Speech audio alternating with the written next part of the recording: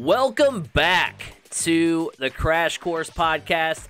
My name is Craig Crash Collins, joined as always by Brandon Scott, otherwise known as B. Scott. It's arguably the most important draft of Chris Ballard's tenure, and it's fast approaching. Today we discuss the level of optimism Colts fans should have for this year's draft, who the Colts should take fourth overall, and which prospects may very well be wearing the horseshoe in 2023. It's our Colts draft preview. We hope you enjoy it. One of the best times of the year. We always look forward to this time of the year when we can sit back, talk NFL draft, look at the prospects, make our mock draft. It's one of our favorite podcasts to make every year. And you know, it's one of 3 podcasts in a row where we're going to talk draft. We're going to do a draft for just the Colts this week. We're going to talk about the NFL as a whole next week, and then the week after we'll wrap up and tie a bow on the Colts draft. So a lot of football coming your way. But B. Scott, good to be back, and you had a fun time, not only taking in, the craziness that was, Caitlin Clark mania and LSU taking the title, but also, getting a chance to go out to Disney with the kids. Yeah, it was a busy month. Glad to be back. Trying to get back into just a normal routine again. So, hey, but you know what? This is the best. This is the best time of year coming up. I say it every year. I'm going all the way back to the Ball State days.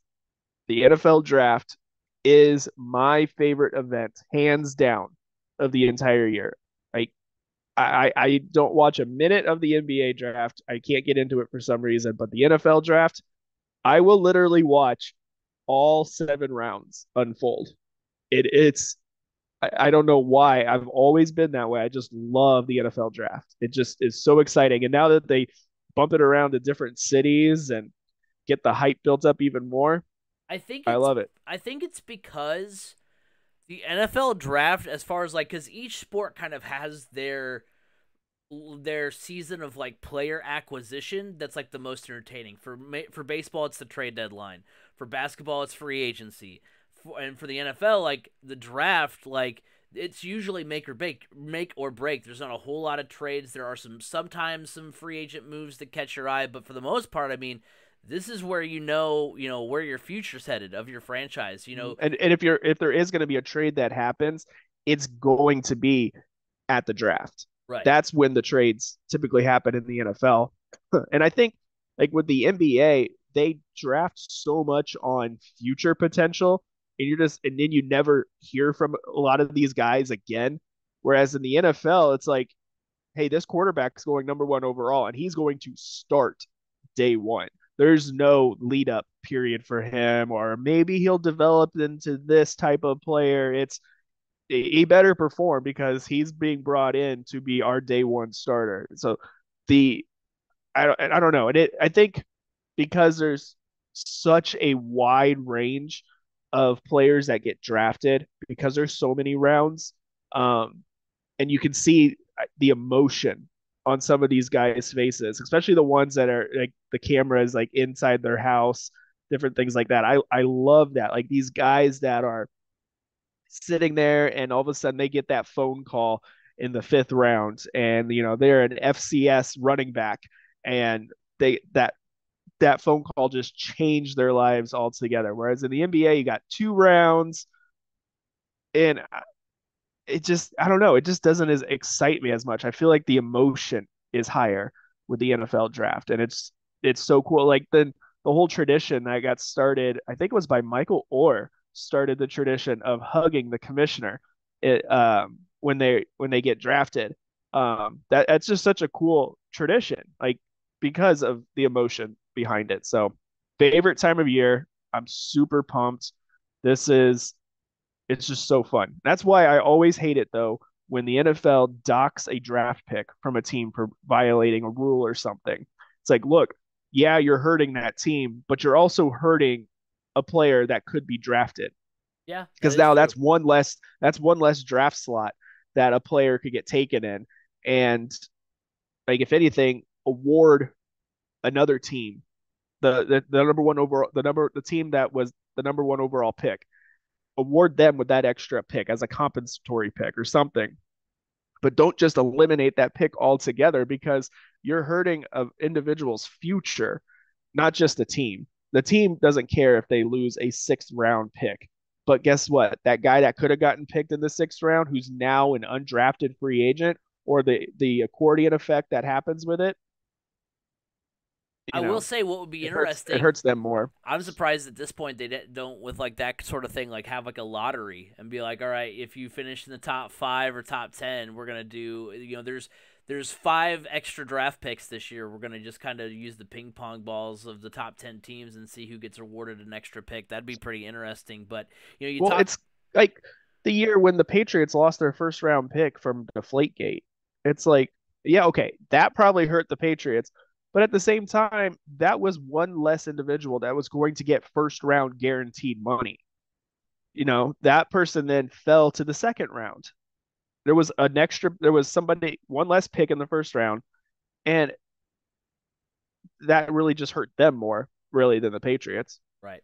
Well, and you talked about emotions. Of course, emotions running high for the Indianapolis Colts and their fan base as we go into this year's draft. Let's first, before we get into draft talk about who the Colts brought in during this offseason. They bring in some notable additions: wide receiver Isaiah McKenzie from the Buffalo Bills. He had 1,316 receiving yards this year, 11 touchdowns in 68 games for the Bills in his career. He had 423 yards last season, which was a career high, 4 touchdowns as well. The Colts pick up quarterback Gardner Minshew, who was the backup for the Eagles last season. Once they started in Jacksonville, you wonder, especially, with the fact that Shane Steichen was the offensive coordinator for the Eagles. That's a guy who can at least help whoever the Colts, if they do draft a quarterback, help them learn the system a little bit more. They bring in off the edge Samson Ebukam. He had at least 4.5 sacks in each of the last 4 seasons. 5 last year with the 49ers. He was a 2017 fourth-round pick by the LA Rams. And then they also bring in kicker Matt Gay. We've talked about the Colts' problems at kicker before.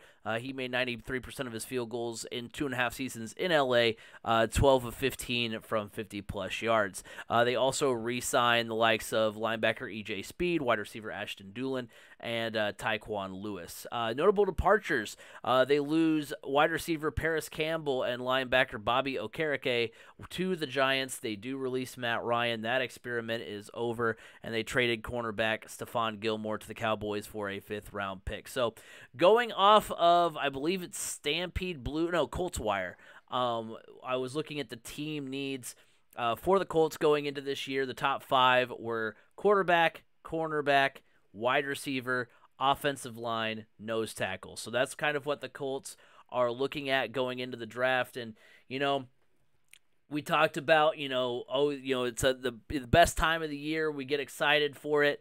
And B. Scott, I'm going to need you to bring the good vibes today because I got to tell you, man, this might be the least optimistic I've been about a Colts draft. Like before the podcast, I would say probably every year I was indifferent. That's just because, the luxury of, oh, well, we've got Peyton's our quarterback, no problem. Andrew Luck's our quarterback, no problem. Well, over the last few years, we've had that problem solved at this point. Oh, Matt Ryan's our quarterback. Oh, Carson Wentz is our quarterback. But this year, there's just, I don't know. I'm just more on edge than I am optimistic. I'm hoping the Colts I'm not. don't mess things I'm up not. because, I mean, look, through that whole process of getting a head coach, I thought the Colts were going to do the right thing and get, a good proven guy. But at the same time, there were rumors about Jeff Saturday looming, and I was like, please, just land the plane. Don't mess this up. Don't overthink this. Don't do anything crazy. I didn't think they were going to rehire Saturday, but at the same time, there was that twinge in the back of my mind that was like, maybe they do, and we've got to spin it. And you know what? I'll do the same thing I did for Matt Ryan, and I'll try to find the good spin to get myself on board with it. But and sure, I mean, Ballard has had some great drafts. We've boasted about his magic on the program, and all the Colts mediocrity over the last few years isn't all on him. But I mean, at the same time, I mean, there is a good chunk of the blame that can be placed on him, and I think it all depends on what happens with the Colts' fourth overall pick. That'll set the tone for the draft for me. Ballard believes the quarterback class is deep and seems content to stay at 4. I know we were talking before we started recording the fact that there's been some rumors that the Colts could still somehow land one of the top 2 guys. That would obviously get me back on the board of being optimistic, but I'm not saying I'm. Hey, in one of the mock draft simulators that I did, I put everything 50-50, based off of need and just randomness, like because you never know. And one of them that I performed, Bryce Young actually fell to the Colts at 4.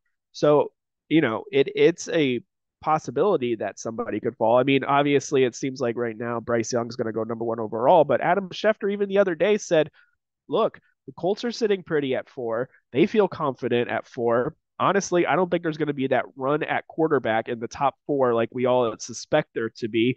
And I think the number 2 quarterback in this draft could reasonably fall to the Colts at 4, whether that whoever you believe is the number 2 quarterback in the draft. He's referring to CJ Stroud, though. So, I mean, Look, it could happen. I'm not necessarily pessimistic. I'm just kind of like I've got anxiety. I've got anxiety about this draft just because, and the anxiety is kind of drowning out my optimism because I'm like, I just want the Colts to not do something silly with with this draft, and so I'm more worried about that than I am like super pumped up about oh man, who are the Colts going to get this year? It's not so much, Christmas Eve for me as it is like Black Friday shopping and having anxiety. Okay, so I have a little bit more optimism in this draft because look, you're not expecting the Colts to make a Super Bowl run next year. By no means are you looking for that to happen. So whether they go out and draft a franchise quarterback and he becomes a great quarterback for the franchise, I mean, if he doesn't this next year, that's fine because guess what? If you grab a guy and he ends up showing you that he has what it takes to lead the team in the future, but it just wasn't enough this year because he had rookie mistakes. The team still has too many holes, and you're picking in the top 5 again next year. Guess what your consolation prize is? A pretty good weapon for him in Marvin Harrison Jr. So I mean, there's all these things to fall back on. Or if none of the guys work, or you don't have faith in any of the third or fourth best quarterback in this draft, and you go a different direction, and you ride with Gardner Minshew for a year to get to an even better draft next year in the top 2, you're looking at a prize of Caleb Williams or Drake May.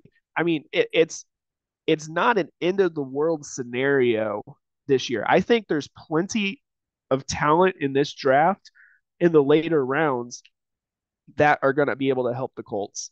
And I don't think it's a make or break deal with this number 4 pick. I mean, worst case scenario, okay, I'll tell you, my worst case scenario is the Colts draft Will Levis. I mean, I have zero faith in him being the answer. Will Dude puts Levis to mayo me in his has coffee. That I saw that I saw it on TikTok. He puts mayo in his coffee. That was ugh, that was a red flag for me. oh, That's I'm out. I'm out. I mean, this is a guy that is eventually gonna, I think, is like Zach Wilson 2.0 and is going to be tweeting out and IGing out about how he slept with his mom's best friend. I mean, seriously, I think this is where we are about to go if they go with Will Levis. I'm not on board with him. Okay, good. The guy can launch the ball 75 yards standing still, but he has horrible accuracy and he played for a run first offense at Kentucky. I just I'm not on board with that move. I wouldn't be on board with that one. So that's like there. That's kind of like that hiring of Jeff Saturday itching around in the back of your brain, going, "Oh, really don't want this move," but people are talking about it as a possibility, and I'm not. This isn't gonna be good. You know. So I have to have optimism though because if the worst, I mean, it's just they can't really screw it up that bad. But at the same time, it's the Colts. They can. And if I'll say this, if Ursay steps in and forces a hand, I guarantee they're drafting Will Levis, and it's just going to be a huge screw up. Yeah. I I and but it like once we get into the mock drafts here a little bit more, I can get a little bit more in depth into it. But there's options there, whether it's quarterback or not. yeah, and that's true. There can be a game plan in play where, hey, even you're not liking, you don't want to go with number 4 pick because you don't like any of the quarterbacks. You can still trade back a few places. Let the Raiders come up and take Will Levis, for goodness sakes. Okay, go ahead. We'll take some of your other picks, and then you can land a guy like Paris Johnson or Peter Skoronsky to help build your line. I mean, but we'll get into more of that with our mock drafts. I'm super excited about that because I don't think people are going to be expecting where I went. For sure. And, you know, looking at like where the Colts could potentially go with that number 4 pick, I don't think there's really a choice they can make that will really, you talk about worst case scenarios or even best case scenarios. There's no pick that I think they can make at 4 that will change my optimism or pessimism because I think I mean, look, I'm not a huge fan. You wouldn't even be optimistic if the Colts were to land CJ Stroud. Well, I'm not even letting that thought enter my mind. I was basically. I mean, just hypothetical. If what Adam Schefter is saying came to fruition, and one of the top 2 quarterbacks fell to the Colts at 4, would you not be more optimistic at that point? So, when I like put this in the outline as far as like what pick would change your level of optimism, my brain has been so checked out on the idea of us landing, the Colts landing either of those two, Young or Stroud, which I mean, it's obvious it's most likely not going to be Young, but I've kind of checked out on the idea that that's going to happen, so I'm not even letting my brain go there. It's with the understanding of Stroud and Young are gone, and the Colts are trying to decide between taking somebody on defense, which I flirted with as well in my mock draft, or potentially getting Levis or Richardson.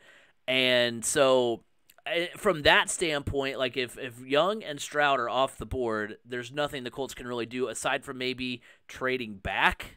That I would, I mean, I know they'll get more draft capital if they trade back, but even then, like, I want the Colts to like not miss out on somebody because they thought, oh, he's gonna fall to 9, and so we thought that would work, and it didn't work. So so I've been so. Hey, if you fall back to 9, you could still get Jackson Smith and Jigba. True. I mean, that is true. This draft, if you look at it from outside of we have to get a quarterback, even if you look at it, we have to get a quarterback. There are some really good quarterbacks later in this draft, better than in years past, late in the draft. And I'll get into that more in my mock draft. Well, there's so many players that you could, if you wanted to move back a few spots, positions of need, whether it be offensive line or wide receiver or cornerback, whatever it may be, there's availability, there's options there, and teams I think would pick up the phone instantly if the Colts said, "Hey, we're looking to move back. What do you want? What do you have to offer?" A team like the Raiders will jump at an opportunity like that to land a quarterback like Anthony Richardson or Will Levis. I think if the Raiders do move up to 3 with the trading with the Cardinals, I would not be the least bit surprised to see the Colts drop back a little bit and gain that draft capital, look for a quarterback in another round, and pick up another area of need. Because look, if CJ Stroud ends up going to the Texans pick again later on, right around the 10 range. I'm not exactly sure which. I think it's like between 9 and 11. And they're projected then to take Jackson Smith and Jigba. Like, oh great, you got a really good quarterback, and you're bringing in one of his favorite targets. I was gonna from say college. Everybody's going the route of Burrow and Chase and Waddle and Tua and all that kind of stuff. So yeah, that's a really scary thought. But yeah, there's nothing really that would change my mind. I will say this though, I did account for that. I forgot I put this in there as one of my possible answers, like one of my notes here.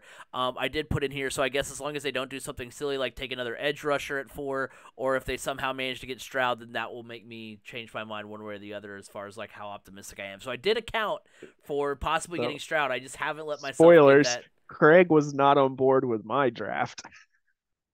What was I not? Oh, just based off of that comment you just made. Oh, I was just saying that I accounted for. Oh, I see what you're saying. Okay, I see what you're saying now Yeah. because I forgot about what your mock draft is. Well, okay, okay, I'll say that. You know what? I'll say it when we get there. I'll say it when we get there. Okay. Because we're Why? basically there. Yeah, we We're are basically basically there. there. So let's not wait any longer. I know B Scott is foaming at the mouth to get to his mock draft. So let's go ahead. Teeth are grinding. First we got to talk about our friends of the show. First of all, from Anchor, the Crash Course podcast is brought to you by Anchor. Looking to start a podcast but don't know where to start? Look no further than Anchor.fm. Anchor allows you to record and edit your podcast right from your computer or mobile device, and will distribute it to other sites such as Apple Podcasts, Google Podcasts, and Spotify. On a budget, not only is Anchor completely free of charge, but will allow you to make money from your podcast with no minimum listenership. Download the free Anchor app or go to Anchor.fm to get started. Anchor, it's everything you need to make a podcast in one place. So we're going to hop in to our 3C Media mock drafts here. Each of us is going to go through our mock drafts for the Colts, so I'll give mine. B. Scott, feel free to interject whatever you want and vice versa. The Colts have, I don't think I made up for this because honestly, I looked at an old graphic, so I thought the Colts only had 8 picks, didn't realize they actually have 10. So I didn't see that they had, all those picks in the 5th round.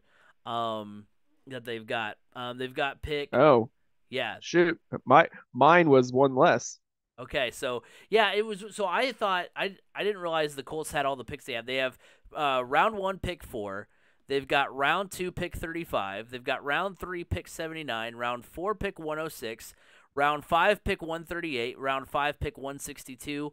Round 5 pick 169. That's the one they got from Dallas. That's the one I missed. Round 7 pick 221 and round 7 pick 236. So I was surprised to see that. But yeah, those are the draft picks that the Colts are working with. So a lot of new talent coming in. And so I'll go ahead and kick things off here. Here's how my mock draft started. Now I will say, I've made a rule because last year I did a trade with the first pick that the Colts had, because I thought it was so good that like it was a very Ballard-esque trade with the Browns. Like it was a good trade. And so I did that one. I've kind of made a rule where if a trade gets proposed to me, if it involves players, I don't take it. Just because I don't know. I think that kind of muddies the waters a little bit more. But the one I got proposed by the Cardinals at 4, like gave the Colts DeAndre Hopkins, Budda Baker, and like 3 picks, and I was like, oh, I kind of like that. I'm not gonna take it, but I like that. I don't think it's realistic at all, but I definitely was like, do I take that? Like, wait.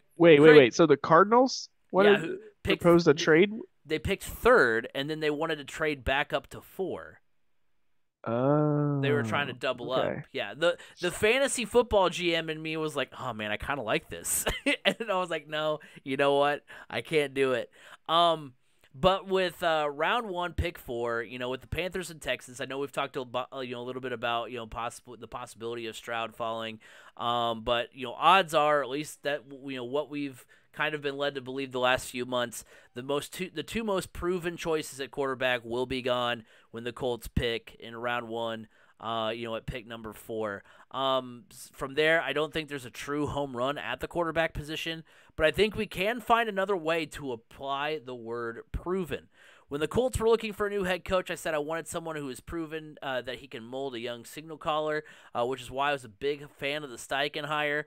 He helped mold Jalen Hurts into a Super Bowl caliber quarterback. I was going to ask you the question, who do you think Hurts' player comp was for the 2020 draft? But I know I also put it in the outline so you can see it, the answer for it. The player comp for Jalen Hurts in the 2020 draft was Tim Tebow.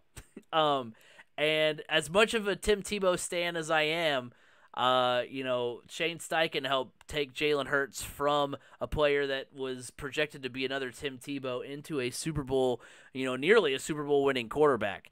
There's a prospect in this draft whose player comp is Cam Newton. I realize now that I haven't put the graphic up on the screen. I will do that here in a moment. He's big. He's got a ton of athleticism and a lot of raw talent.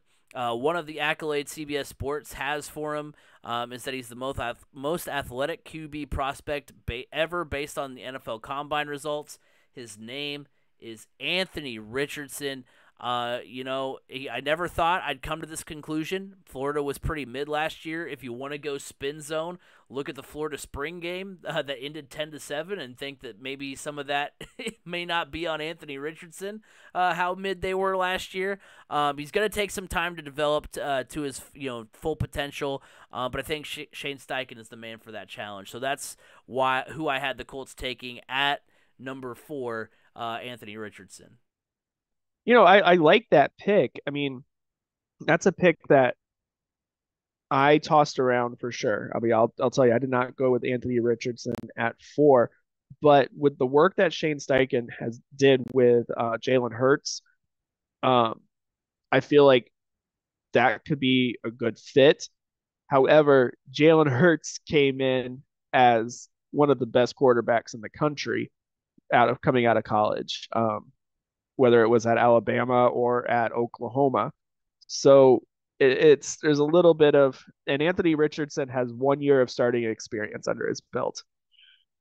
So there's it's a high risk, high reward type of pick in my mind. And I definitely like the pick of Anthony Richardson better than if it was Will Levis. Yeah. The thing that kind of stumped me about both Richardson and Levis and what ultimately landed me to Richardson was the fact that so both quarterbacks, all the experts rave about them until we start talking about the actual product on the field. Then they're like, oh yeah, he misses this throw and that throw and all this kind of thing. So the thing that tipped me to Richardson was that he just seems like he's way more athletic than Levis is. And definitely has a bigger ceiling than Will Levis. Because the weird thing CBS Sports did was they said that Will Levis's player comp was Wyoming Josh Allen. So I was like, okay, so the Josh Allen that wasn't as good, the one that needed to be molded into the Josh Allen he is today. So what you're saying is he's just he's less refined, just Josh Allen. I don't know that I want. I don't know that that's what we want. Yeah, So yeah. like I said, when I look at Will Levis, I see Mitchell Trubisky, I see Zach Wilson. You know, I'm not sold. But then you start looking at the on the field, you look at the off the field stuff, and some of the questions and the way they answer, these quarterbacks have answered some of their questions. Will Levis seems very full of himself. There was a photo shoot that he did pre combine where he had no shirt on. It was just really into his physique, and it's just is, I don't know if this guy fits Indianapolis. And then you got Anthony Richardson talking about, hey, you know, growing up, we didn't have a lot of money. I couldn't go to all these camps that these other guys went to. If I wanted to learn something, it was my mom and I out in the front yard throwing the football around and her trying her best to teach me different things from watching YouTube videos. It was just a grind for me, and I didn't have all those same opportunities, but I know how to put in the time, and it's like, man, that's like an Indianapolis answer. That Yeah. that that fits what the city is. So when you look at that on the off the field, the intangibles like that, you gotta lean more Richardson than Will Levis. I mean, Will Levis would be the type of guy that you want out in LA or New York. He'd fit in perfectly out there. Las Vegas. Las Vegas, yeah, but I don't feel like he's that type of. I mean, because you look at the past quarterbacks that have worked big in Indianapolis, Peyton Manning and Andrew Luck, two hard nosed to the grind workers, not super into themselves. I mean, look, Andrew Luck walked away from football because that's how uninto himself he is. Um, it's just that's the type of play, that's the type of quarterback that the Colts tend to work best with as a player, like Anthony Richardson, personality wise, I guess I should say. So round two for the Indianapolis Colts, pick 35. I had them taking Boston College wide receiver Zay Flowers. He was projected as the 20th player on the board, was able to get him at 35. The Colts would be wise to give their new franchise QB an excellent wide receiver talent to work with. Getting Flowers here would be a steal. He was a first-team All-ACC player in 2022. He had 56 catches for 892 yards, 9 touchdowns last season. He's Boston College's all-time leading leader in receptions, with receptions, receiving yards, and receiving touchdowns. He had 200 catches, 3,056 yards, and 29 touchdowns over his career. He has great route running skills, great acceleration. He's very elusive in the open field, tracks deep throws well. The biggest knock was his size. But I think the Colts would be great, to get him. You'll get a talent like Zay Flowers. I really like that idea of getting him with the 35th overall pick in round 2. I think that's a good one. Round 3, that was the pick the Colts got from Washington. I've got Kansas State cornerback Julius Brents. He's a guy that I saw. Like that pick. Yeah, I like that pick. I saw a couple of different sites have Brents going to the Colts. One thing I do find that's funny is that when I was looking to make sure after I had the correct amount of picks for the Colts, I stumbled upon a Colts mock draft that literally had this top 3 for them. So I was like, I swear I didn't copy and paste this this draft that this other place did that had this exact scenario. But the horseshoe are still able to land a top 10 cornerback prospect in the third round. Julius Brents is from Indianapolis too. Yeah, for sure. Played at Warren Central. He's first team All Big 12 in 2022. He had a career high 4 interceptions, which was tied for third in the conference. He's a great combo of length and size. He's got great acceleration, great awareness of the quarterback. He's aggressive in run defense, which when I hear of that, I think of like Bob Sanders, some of those guys like that as far as, just being an aggressive player in general. Some weaknesses that stand out is that he sometimes tries too hard to make the highlight reel, which leads to defensive miscues, and sometimes he doesn't run through the tackle. But those are all things, whenever I see things on a prospect's, weaknesses sheet that's, stuff like that, I'm like, well, it's a discipline issue, and if there's anyone who can fix that, it's Gus Bradley, who's, a guru on the defensive side of the football. So like the pick there to get Julius Brents, and the Indy native, bringing him home. Round 4, pick 106. I have the Colts taking. I know that he's hurt, but I think that this is another good value pick, especially, looking at the long term. That is guard Andrew Voorhees out of USC. I like that pick too. The Colts, that's a good one. The Colts add some much needed help to the interior offensive line. I know that he is hurt. He's gonna miss some, if not the entire 2023 season. I'm not exactly sure because he tore the ACL in the combine, and isn't it normally like a 6-month type thing to get back? So theoretically, he could be back. Yeah. So I don't know how that all works, but because I know like OBJ didn't play at all this past year, and he tore his ACL in the Super Bowl. That's roughly around the same time. So I know it's a different position that requires a little bit different, stuff. And also some different circumstances as well. Right. but anyway, he was first team All-American, first team All Pac-12. He was a 5-year starter at USC. He's consistent with a high football IQ, sound run blocker, churns his legs well. He's firm. Like I said, he did suffer an ACL injury at the combine, but prior to that, he was projected to go in the first 3 rounds. So I think all in all, this would be a good value pick. So I really like, the idea of the Colts grabbing him to add to their offensive line, because they definitely do need to improve on that side of things. Round 5, pick 138 for the Colts. I have them taking defensive tackle out of South Carolina, Zach Pickens. He's a good disruptor both in the passing and running games. He's got good explosiveness and movement. He holds up versus double teams. He's got a high motor, good awareness and athleticism. The big knock against him is that he isn't much of a pass rusher. If I could do this over again, I think I would have tried to see if Voorhees would fall to me here as opposed to taking him one pick earlier, because I did also like Jacqueline Roy out of LSU, for the Colts to potentially go get him.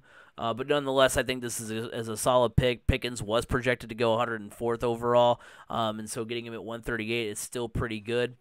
So moving in to the staying in the fifth round, rather, pick 162. I've got the Colts taking center Juice Scruggs. The main reason I like Scruggs here is because of his versatility. He can play guard or center. He's dependable, consistent. He's got great balance and technique. Was a team captain as well, so the leadership is there. I mean, you look at the two linemen that I have going in this draft, for the Colts get both of those guys. I mean, those are two guys that, kind of fit what, being an Indianapolis Colt is as far as leadership and being dependable and that type of thing. His biggest knock is his quickness, but again, it's one of those things where it's like I don't even care about all that. The fact that he can play both positions, guard and center on a team that sometimes, has to go through a lot of depth on their offensive line, I think that pays off really well, and is a good filler for until Voorhees gets back, if that were to happen. So yeah, that's where my head's at there. Round 5, pick 169. This is the pick the Colts get from Dallas. I've got the Colts taking Michigan wide receiver Ronnie Bell. He was named to the third team All Big Ten in 2022. He missed 2021 with a torn ACL. I promise I'm not just picking guys that have ACL injuries. He was Offensive Skill Player of the Year last year, 62 catches, 889 yards, 4 touchdowns. He was used in the run game and on punt returns. So if you're trying to think of like ways that, different ways that Shane Steichen could use him in the offense, he is very versatile, does have a really great athleticism. His speed has been called into question by draft experts, but he's also, good in run blocking and good ball skills overall. So I think the Colts adding a guy like Ronnie Bell, somebody who's versatile and can make plays in a variety of different ways. I mean, heck, that could be a good, replacement for a guy like Paris Campbell, that kind of thing. And then on to the 7th round. This is where you just kind of, make a couple of picks, and if they pan out, awesome. If not, they were 7th round draft picks. The place I went was to, I want to build up some equity with the IU fans out there. I don't think they like me very much. I'm gonna pick linebacker out of. Oh, I thought you were talking about the Colts. I'm like, there's not that many IU football fans out there to begin with. No, yeah, that are also Colts fans. Yeah, the IU football fans that are that are clamoring. The geese. The geese. The geese. I'm going. They got them season tickets at the nosebleeds at Memorial Stadium. Well, who played really hard for those geese? Cam Jones, and which is why I want to go with him. That's true. He was a beast during his time in Bloomington. He's a 3-time team captain, excels at play recognition, possesses good athleticism and tackling skills. So I think the Colts could add some really good depth there.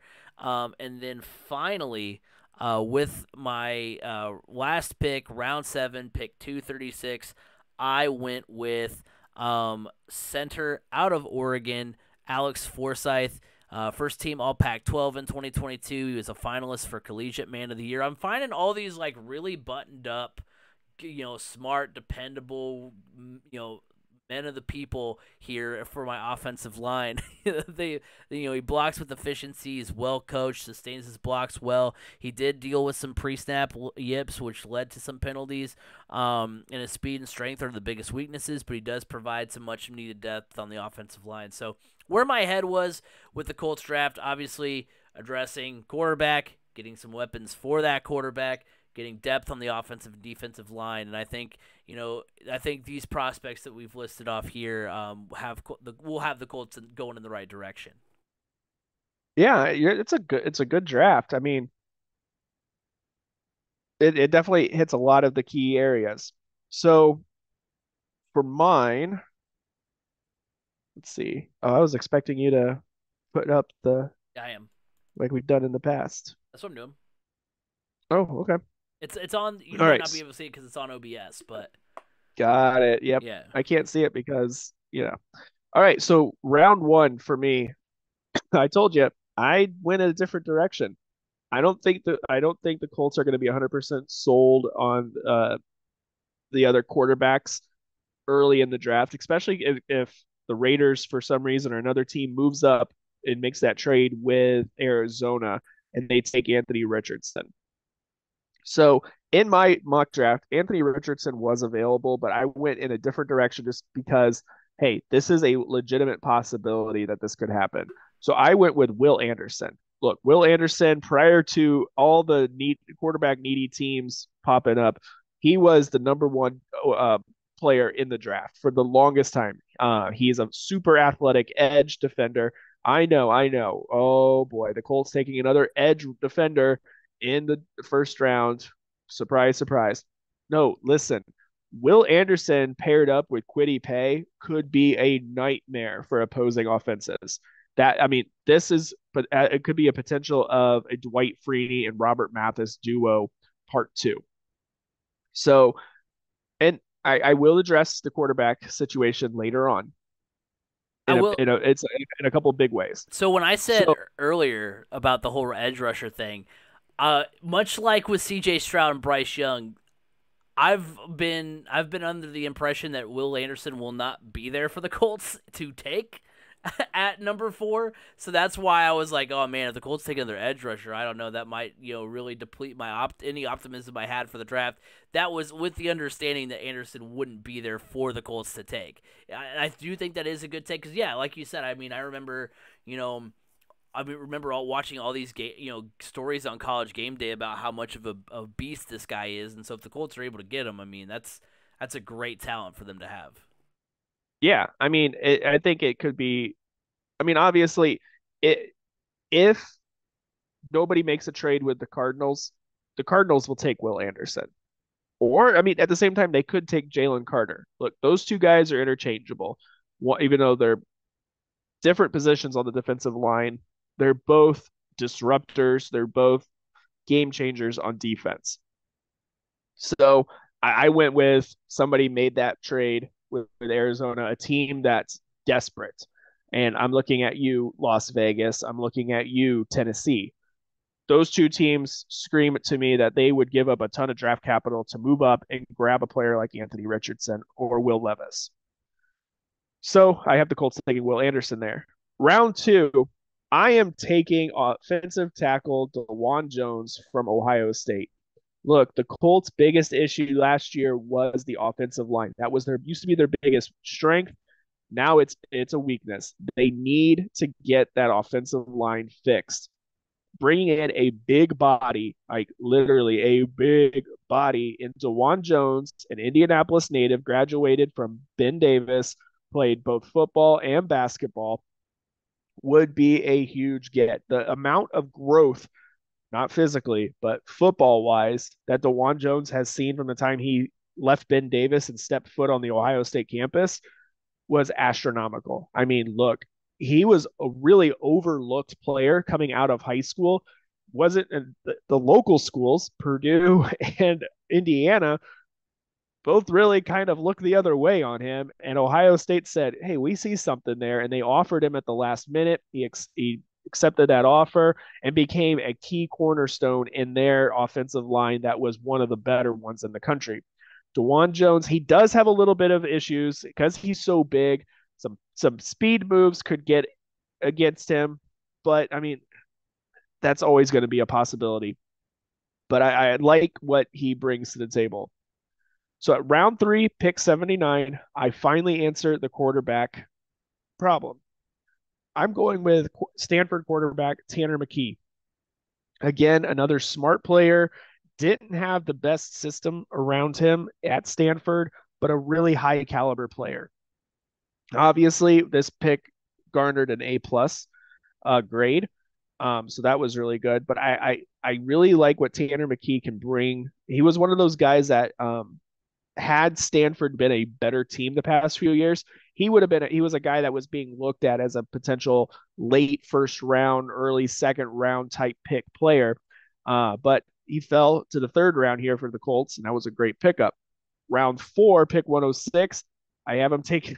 I'm going with the proven formula here. I have them taking wide receiver Michael Wilson from Stanford to see, hey, maybe that could work a little bit. Really, at this point in the draft, wide receiver can kind of become a crapshoot.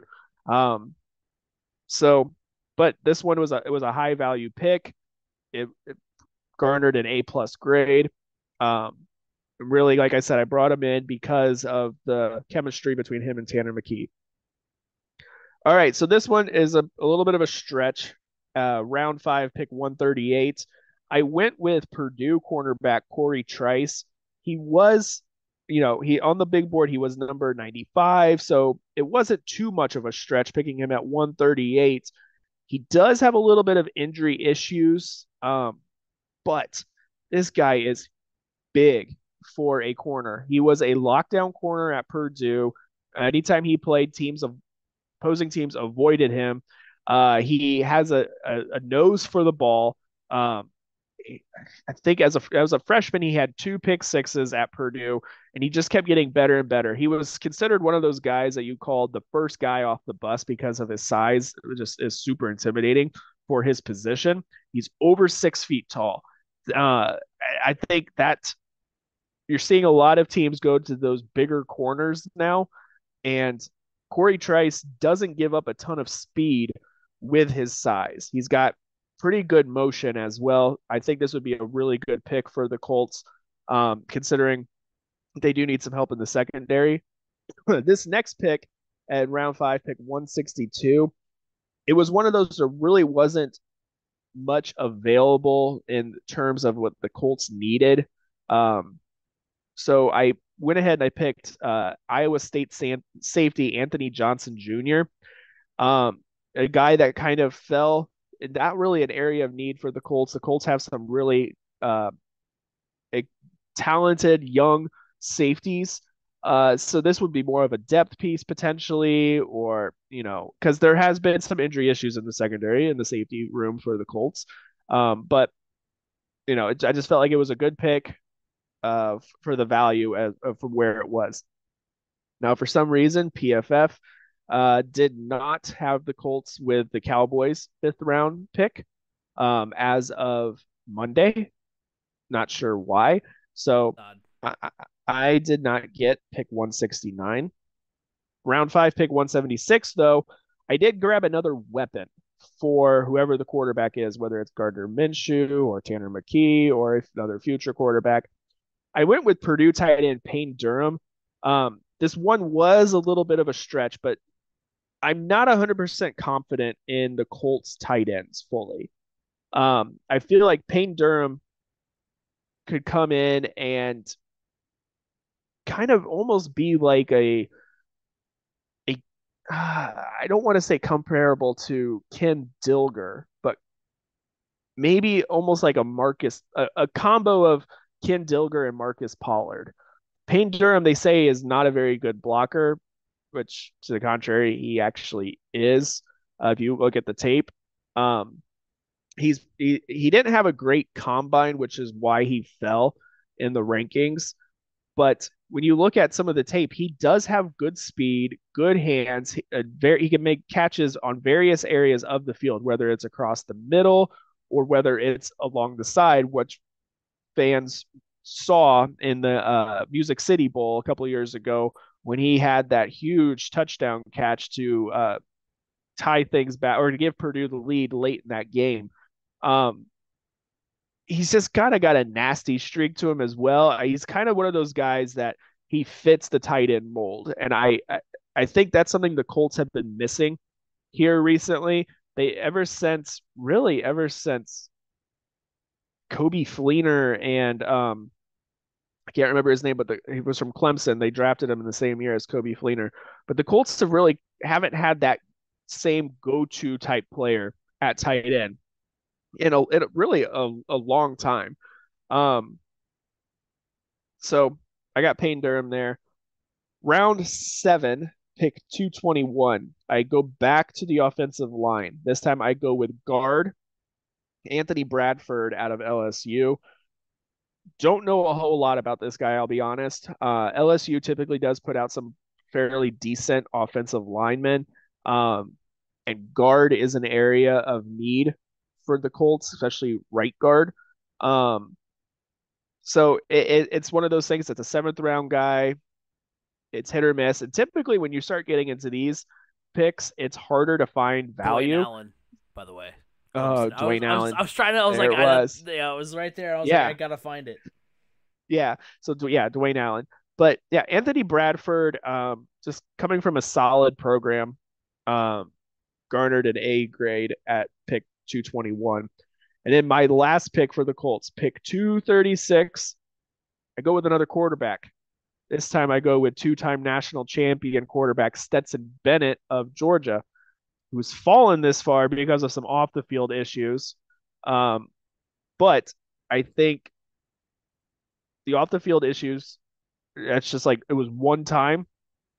I hate to say that, but it, it's one of those things. Do you give the guy a pass? Do you not? I don't know. But if you do and you decide to draft him, especially if he falls this far, talk about value. This guy is one of the most under the radar quarterbacks, I think, in a long time. I mean, he was under the radar coming into college. He was under the radar while in college. He was under the radar while winning national championships at Georgia. I mean, people just don't look at him because he's not the super athletic guy. He doesn't put up gaudy numbers. Yeah, he kind of did a little bit, but when you're looking at a Bryce Young, a CJ Stroud, those types of guys, yeah, Stetson Bennett can get overlooked. Another guy I looked at that he ended up getting drafted earlier was Max Dugan, the quarterback out of TCU, was another possibility. But I wasn't sold on him 100% when he was available when I was picking at pick 221 because I didn't want him because the way he performed in the college football playoff in the semifinals, he just kind of folded under the pressure. It felt like, especially early on, he did kind of get his feet back underneath him, obviously, but it didn't he didn't feel like to me. I don't know. Maybe I was looking too much into that one. But Stetson Bennett to me is a home run pick that could potentially be the guy for the Colts. And like I said earlier, look, if you like, don't get the quarterback of the future, none of these guys work out. You've built up a solid defensive line. You've secured your offensive line. You've brought in a couple more pieces, and then you'll be picking early again next year. So if you need a quarterback, you got Caleb Williams that's going to be there, Drake May that's going to be there. Or if you do have your guy and you want to load up on some more weapons, you got Marvin Harrison Jr. there. So, like I said, this draft is not truly make or break like a lot of people are claiming it to be. I think you need to find the right pieces to start building your team. And then next year is another huge opportunity to cap things off, whether it be at quarterback or any other positions. So, not make or break this year, next year for sure. Yeah, and I mean, you're the two quarterback picks that you have kind of check off my two boxes because when we've talked about quarterback prospects, I've always kind of, I've not liked the prototypical guys because that didn't really excel in college because it's like okay, so yeah, this guy is tall and does all has all the intangibles, but when he was out actually on the field, they were 500 or worse. So that checks both boxes. Tanner McKee didn't have the numbers necessarily, at least in the win-loss record column, to kind of catch your eye, but he is more of the prototypical quarterback. And then you have Stetson Bennett, who just went out and won, and that's also something that checks the boxes for me as well. Yeah, and I mean, I think where it comes at is as far as the make or break type of situation is like if the Colts go out and lay another egg and are picking in the top 10. I mean, what does that mean? For the future? I am in the camp of what I think you're the one that brought it up when we talked about at the end of the season where I can't remember if it was on or off air, but hey, you know what? We get Marvin Harrison Jr. Next year, and then get Arch Manning in a couple of years, and we just run it back. Oh, are you sure you really want Arch Manning? Yeah, I didn't see what happened with him. Oh, Did he oh, Arch Manning looks like potentially he could be the third stringer really? at Texas. I was like, I know Ewers is a starter, but I didn't see. The second like they put Arch out there and like the 7 throws he had were just awful. Like arm strength, not there. It wasn't like, oh, freshman jitters. He, just doesn't have the chemistry built up. Like wasn't able to put the ball where the ball needed to be, wasn't making the throws. Like, Yikes. oh Never man, mind. Scratch that. not good. Abort Not that plan. good. Like Don't do it. the third stringer came out and was just zipping the ball around the field, and it was just like some fans were like, "Oh yeah, that's how that's supposed to look." I completely forgot that a football's supposed to travel like that. Like yeah, like some fans are like, "Wow, Arch Manning stinks." Okay, so Yeah, scratch that off the not board. good. Yeah, no. Now Texas fans are like, Hudson Card, you want to come back? Hey, buddy, Like, we nope. we were just He's kidding. happy in West Lafayette. Right. He's happy. Yeah, but yeah, I mean, I'm interested to see how it pans out. I mean, I definitely think there are some good talents for the Colts to go out there, and I think both of our drafts address like, hey, they need to add talent. They need to add weapons. I don't know. I like the pick of Payne Durham, except for the fact that I'm like that tight end room is already pretty crowded, so I don't know what you do with Mo Alley Cox and Granson and Jelani Walker and all those guys, but. I mean, get more talent for the quarterback. Get bulk up in the interior offense. Get in the trenches. Get that depth. So I like both of our mock drafts, and I'm interested to see how it pans out for sure. Yeah, it's going to be interesting. I think a number of things could happen. Honestly, if like like I said, if Anthony Richardson gets taken third overall by another team that jumps the Colts, I wouldn't be surprised to see the Colts go with a defender or fall back a little bit and get one of the better prospects on the offensive line, whether that's Peter Skoronski or Paris Johnson. You can't go Yeah, wrong with either of I those. hadn't. Or Christian Gonzalez is sitting there at cornerback. Oh yeah, Look, this is something we're going to get more in depth with next week when we dive into our national look yeah, of the NFL draft. right. Yeah, I didn't even I forgot. Yeah, Christian Gonzalez was I'd mentioned earlier that was who I mentioned earlier. I thought the Colts could potentially get a defender with their first pick as well, and that's the guy that I Fun had. fact. Christian Gonzalez. Fun fact, Christian Gonzalez was committed to Purdue for a very long time because his sister is is now married to who was at the time Purdue quarterback David Blau. Interesting. Yeah. He decommitted from Colorado, committed to Purdue, decommitted from Purdue, committed to Oregon. Gotcha. So yeah, and Yeah. I didn't even think about that, but that is a good point about the fact that like if all those three quarterbacks are gone by the time the Colts pick, they could trade back. I mean, there's guys that we've talked about. You brought up McKee and Bennett. I do like Duggan. Hendon Hooker is another guy that I think. Yeah, he wasn't available for me in what I was picking, but he is definitely somebody you got to keep your eye on because look, I do wonder though if the Colts are possibly thinking that bringing in Gardner Minshew, like this is a guy that he could be your backup, but he's also a proven starter that if you need him to start while while your quarterback is healing. I mean, they still have Sam Ellinger on the roster too. Don't want to forget him, but it's I wonder if that's something that is lurking in the back of the minds of the Indianapolis Colts right now with Hendon Hooker as a possibility. I'd love that pick. Honestly, I think if it wasn't for his knee injury, we would be talking about Hendon Hooker going at number 4. Yeah, it was funny. So in the first mock draft that I did, or the first mock draft that I started doing, I got a trade where I could have traded back, and I thought about like getting Hooker because I saw Keely Ringo and I was like, if I trade back and get Ringo, That's another guy the Colts really want right? to. I was like, if I trade back, get Keely Ringo and Hendon Hooker, and then I try to do that trade, and neither of them happened, which is why I restarted. So I was like, no, you know what, that's fine. But yeah, I mean, heck, they could draft Jalen White. With a pick, get Hendon Hooker. You do that whole, combine your college quarterback and wide receiver. There's a lot of different... seems to be that seems to be the go-to now. Yeah. So I don't know. I'm excited just because there is so much unknown and there is only one player. I feel like if the Colts took, I would be extremely disappointed with their first round pick. Probably, I know. A couple of years ago, I was extremely disappointed. I was like, the only way the Colts can screw this up is if they take Kwity Paye. Yeah, and they took Kwity Paye. They took Kwity Paye, but it is paying off. For sure.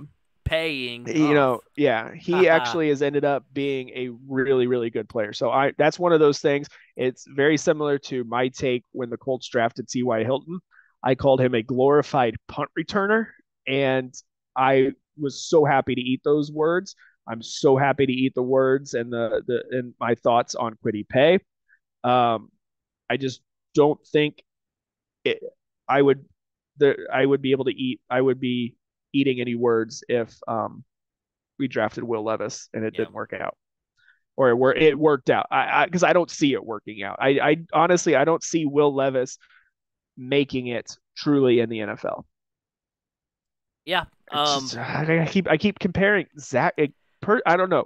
So not physique, not ability wise, but personality wise, he just screams Zach Wilson to me. Yeah. Yeah, and it'll be interesting to see. I mean, I told one of my friends who's a big Giants fan, and I was like, it's always tough to tell with quarterbacks too, because literally, Daniel, you had the quarterbacks that were left in the NFC this year, was a quarterback that was literally Mr. Irrelevant, and a couple of quarterbacks that were taken like in the first round, a quarterback that was taken in the fourth round. You just never know. But Stetson Bennett has the potential to be like a Brock Purdy. Right. Yeah, that's what I thought. Totally overlooked, but a really, really, really good quarterback that's going to come in and bust his butt and surprise so many people. Well, B. Scott, I told you to bring the vibes to get me more optimistic, and you did, and now I am. Now I am more optimistic. I'm excited. I'm ready to go for the Colts 2023 draft. That will do it for this week's edition of the Crash Course Podcast. Thank you guys all for hanging out with us. Remember that you can like us on Facebook, 3C Media. Go follow us on Twitter at 3C Media Sports. Go subscribe on YouTube. Go, we're 20 away from getting to 200 subscribers on YouTube. So go over there, subscribe there. Go to the TikTok channel. We're like either at 2.5K or right around there. You guys are showing out the love on YouTube and TikTok. Also, before I forget, shout out to Drew Smith, who won our NCAA tournament bracket. Nice. He wanted the shout out. We got him there. Almost that deserves a huge shout out. Just with how upside down that tournament was. For just basically, like I told him, I was like, hey, congratulations, you dodged the shrapnel. Kevin Burns. Sorry, I knew I got the name wrong. I was like, the name that didn't sound right when I said it. Kevin Burns is the guy that won our tournament. Yeah, I told him, I was like, you dodged the shrapnel. He picked UConn to win it all. And he. Whoa. Yeah. Okay. He had UConn to win it all, so he really came out and proved us all wrong. So good job to him. Remember, you can also listen to us every week on Apple Podcasts, Google Podcasts, Spotify, wherever podcasts can be heard. You can hear the Crash Course Podcast. You can find me at Crash Course FM on Twitter. B. Scott, where can they find you? Find me on Twitter at Brandon_Scott87. We'll be talking more draft next week. We'll be talking about the NFL as a whole. We'll be diving into that. It'll be a lot of fun to get into. But until then, have a good one, everybody.